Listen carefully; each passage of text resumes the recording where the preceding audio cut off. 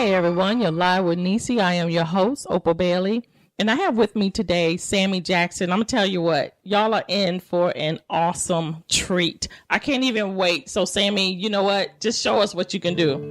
All right, I'm excited. Thank you for having me here. This is really a great experience. All right.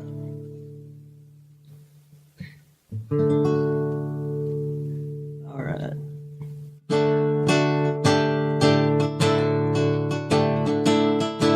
Dismayed by the world and the life that I lead in, a wee bit confused and clearly defeated, I held on tight to the things that destroy.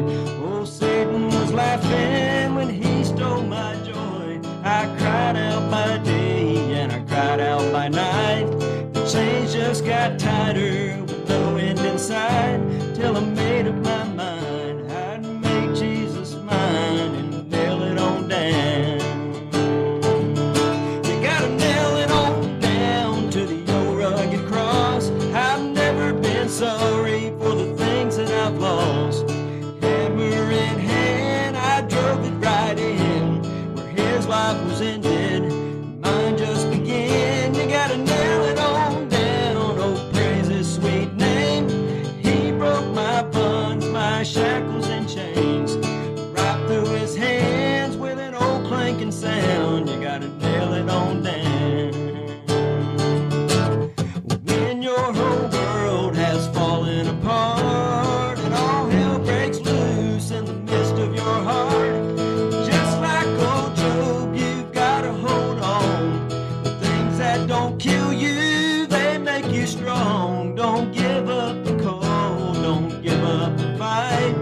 It's all in his purpose till you get it right. The old life in your mind, you gotta leave it behind. You gotta nail it on down.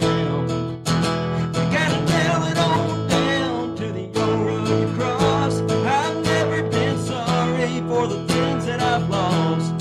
Hammer in hand, I drove it right in where his life was ended, mine just began. You gotta nail it on down, oh praise his sweet name.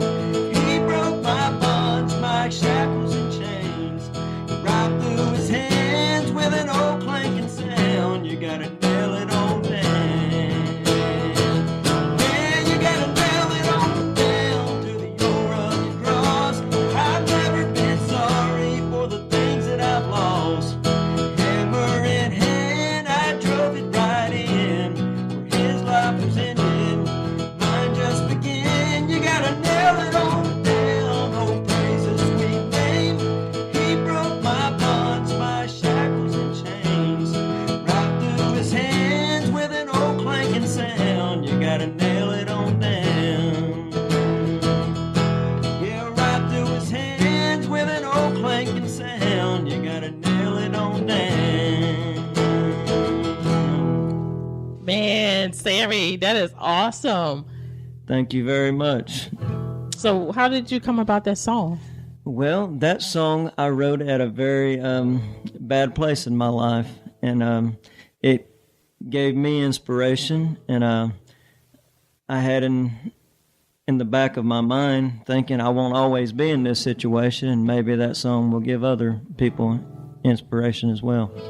So where were you when you wrote this song? Well, I was in the Florida Department of Corrections. All right, okay. Yeah. It was, well, I guess I'll start from the beginning. That's fine. I made some bad decisions in my life that led up to bad consequences. And sometimes you have to go through some things in life to get where you want to go. And I went through some pretty rough stuff there for a little while. So where did you get the songs? Music has always been part of who I am. Mm-hmm. I was adopted when I was a child.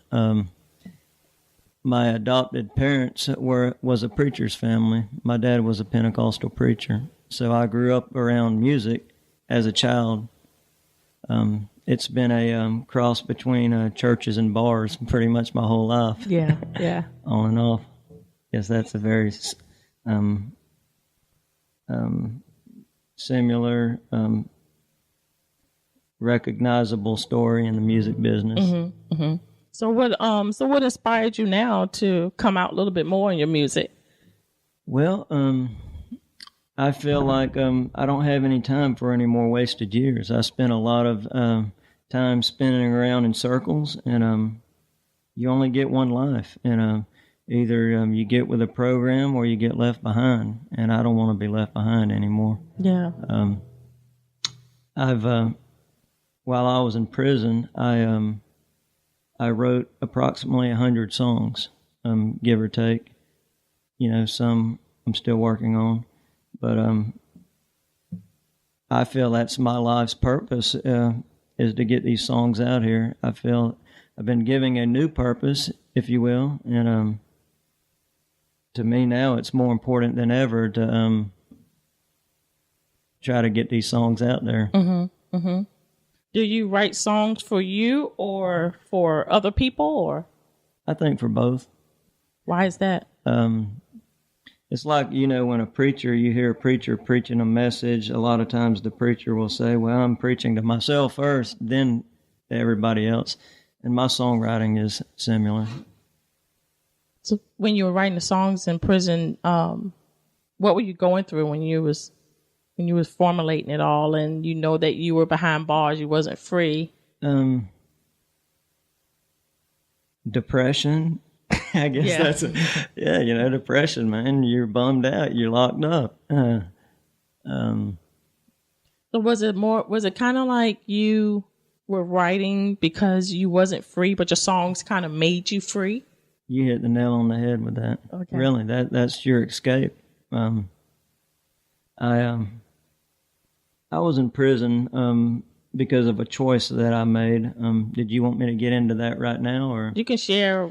You don't have to be afraid, because you know what?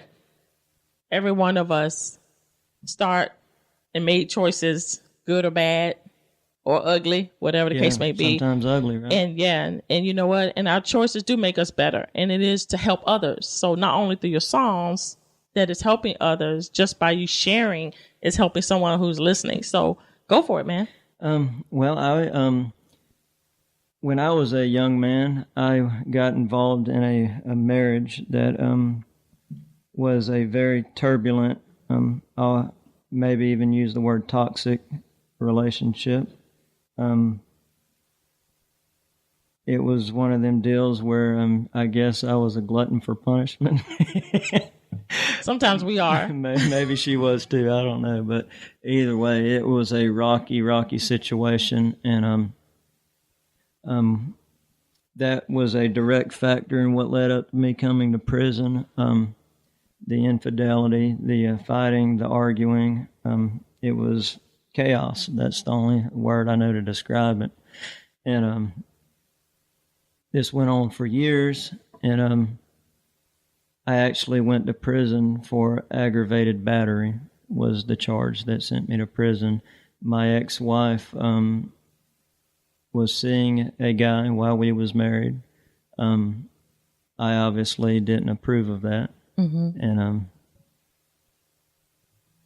without going into the minute details of what happened the actual night, it led up to me being arrested. I didn't batter her. Obviously, it was him. Right. But it was a bad situation. Well, actually, I shot him. I didn't batter him. Okay. Not that that's any better. Well, I'm going to go ahead and let you finish. Yeah. But, I was sentenced to 8 years in the Florida Department of Corrections. On an 8-year sentence, I ended up doing approximately 6 years. And I had a lot of time to think about what was important, Before I went to prison, there wasn't a lot that had priority in my life. I was like a leaf in the wind. And when you realize how fragile and short life is and how precious your freedom is, even while I was locked up, I was thinking, man, if I get another shot at this, I need to get with the program. This isn't a joke. You get one life. And, I look at life like a roll of toilet paper, man. The closer you get to the end, the quicker it goes. Maybe that's a bad analogy. But that's good. That's your analogy. That's my analogy. But it's true. And while I was locked up, I spent a lot of time writing songs. That was my escape from the chaos and the craziness that I live with on a daily basis in there. Sometimes I couldn't escape it, and you do what you have to do to survive a bad situation. But for the most part, I tried to keep to myself and write. Mm-hmm. So while you was trying to protect yourself, were you able to sing? Did you sing out loud, or did you have the guys, listening to you? Yeah, I did. Okay. Yeah, they before I went to prison, it's kind of weird. This is really how I adopted my nickname, Sammy. They called me Sammy J in prison. Most of my friends and family just called me Sam before that, but people got to know me like on the rec yard, like, that's that singer Sammy J, and it was I guess an alteration to my normal name I just adopted, and now I go by Sammy. And really, it's not really an alter ego. It's just I feel like I'm turning a new leaf. Yeah, so. Yeah. Is that where you had mentioned before about cutting strings? Yeah, well, I'm glad you mentioned that. Cutting strings. Well, that's I know we had a brief conversation about that earlier. It's a mouthful, I know. Yeah, cutting strings is very important, especially if there's a toxic relationship involved. Not necessarily that. Anything that's going to step between you and your path to success. Sometimes you have to love people from a distance. Yeah, that's true. And you have to just know to move on. Right. And I define success as happiness. I don't define it as materialistic possessions because they come and go. Mm-hmm. But happiness, and that's important. And for me personally, I had to cut a lot of strings to get on my path to happiness. I haven't arrived there, but I'm on the way. Mm-hmm. Mm-hmm. So in going through what you was going through with your marriage and everything like that, you did write a song pertaining in your time of pain and hurt and I did disappointment, and the song that if you're referring to Catch Me on the Radio, that song, I was angry when I wrote that song. I'm not going to lie. I was angry, but it was almost therapeutic because I feel like I turned a negative energy into something positive. Mm-hmm. And music helped me learn to vent constructive uses, especially of negative energy. Mm-hmm. When you have all that energy bottled up, it's you don't have to be in a prison to experience that. I think everybody, life in general, sometimes whether you're a single mom or whatever, you feel like you're going to explode. Boom, life jumps on your shoulders. Mm-hmm. And that's how I use my energy. That's what I put it into. And now I hear the song, I laugh. It's funny, Yeah. So can we hear it? Absolutely. All right. Here's Sammy, and you can catch me on the radio. Catch me on the radio and think about the way you let me go. You can dial me up constantly. Well, that's as close as you'll get to me. Think about the way you broke my heart and talk about me in a trailer park. Burn that bridge, baby, don't you know? You can catch me on the radio. Child support ain't wasted years. As long as you love me with ain't it dear. It took a while for me to dry my tears.